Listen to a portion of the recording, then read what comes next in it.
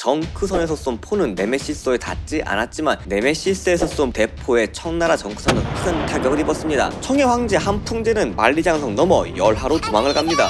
러시아의 중재로 1860년 베이징 조약이 체결되고 맙니다.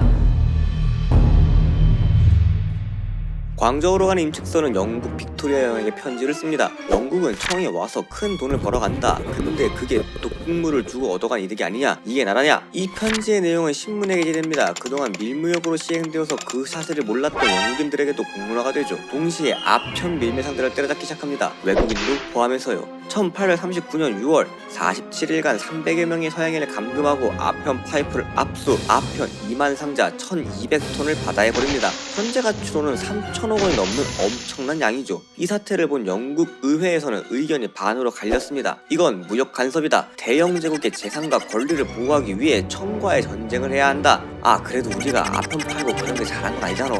화해하자. 이 안건을 두고 투표를 한 영국 의회 271표 대 262표로 주전파가 이기고 청과의 전쟁을 시작합니다. 세상에서 가장 추악한 아편 전쟁의 서막이죠. 영국은 엄청 긴장합니다. 어마어마한 영토와 인구수, 경제력, 역사 등 아시아의 잠자는 용인 청나라에 알려지지 않은 힘이 너무나 무서웠거든요. 마침내 1840년 청의 저우산을 공격합니다. 근데 막상 전투가 시작되니 상대가 되지 않습니다. 해군력에서 돛을 이용한 목재선인 정크선을 쓰는 청나라, 영국은 철갑 증기선에 최신식 대포로 무장한 네메시스호가 있었습니다. 정크선에서 쏜 포는 네메시스호에 닿지 않았지만 네메시스에서 쏜 대포에 청나라 정크선은 큰 타격을 입었습니다. 전투의 양상은 일방적인 영국의 승리, 저우산을 점령하고 일부는 광저우를 향해 남쪽으로, 일부는 북쪽으로 향합니다. 그리고 상하이, 난징을 공격합니다. 대운하를 통해 베이징으로 올라갈 수도 있고 청의 내륙 무역과 세금까지 압박할 요충지였거든요. 상황이 급박해지자 1842년 8월 29일 청나라 정부는 영국과 난징 조약을 맺습니다. 홍콩을 영국에게 넘기고 광저우, 샤먼, 푸저우, 닝보, 상하이 5개의 항구를 개항한다는 거였죠. 항구 개항으로 영국은 수출을 더 할 생각에 부풀어 있었습니다.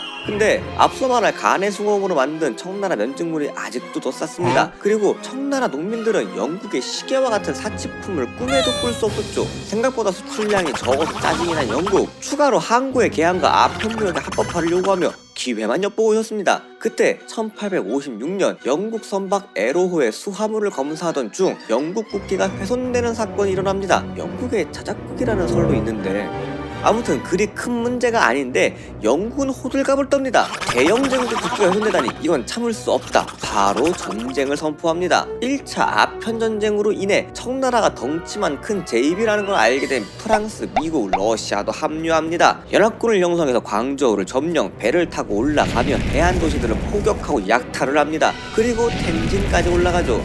우리나라로 치면 인천, 강화도 같은 느낌으로 수도로 가는 관문입니다. 수도인 베이징은 사수하고자 한 청은 텐진 조약을 맺습니다. 근데 우리도 가오가 좀 있지. 베이징에 군대가 들어오는 건 좀 그렇잖아. 봐주라. 뭐라는 거 안 하면 모르겠고 외교관이란 상임 보호해야 하니까 군대 조치시킨다. 베이징에 군대가 들어오는 걸 막으려는 청군이 영푸 연합군에게 포격을 시작합니다. 하지만 화력과 전술이 압도적으로 강한 영푸 연합군은 베이징으로 진군합니다. 그리고 사륙과 약탈을 자행하고 청의 자랑인 원명원을 파괴하죠. 청의 황제 한풍제는 만리장성 넘어 열하로 도망을 갑니다. 러시아의 중재로 1860년 베이징 조약이 체결되고 맙니다. 영국이 원하는 대로 아편 무역은 합법화되고 텐진도 개항하고 종교의 자유도 보장됩니다. 프랑스도 배상금을 두둑히 챙기고요. 러시아도 중개의 대가로 연해주를 받습니다. 아편 전쟁으로 유럽의 제국주의는 전성기를 맞이합니다. 자국의 이득을 위해서라면 명분과 신의 따위는 버리고 침략하고 빼앗는 선례를 남깁니다. 청은 이제야 자신의 처지를 깨닫고 서양의 문물을 받아들이는 양무운동을 벌이고 자강운동을 시행하지만 태평천국운동과 서태후의 악행 등으로 앞날은 더 어두워져 갑니다.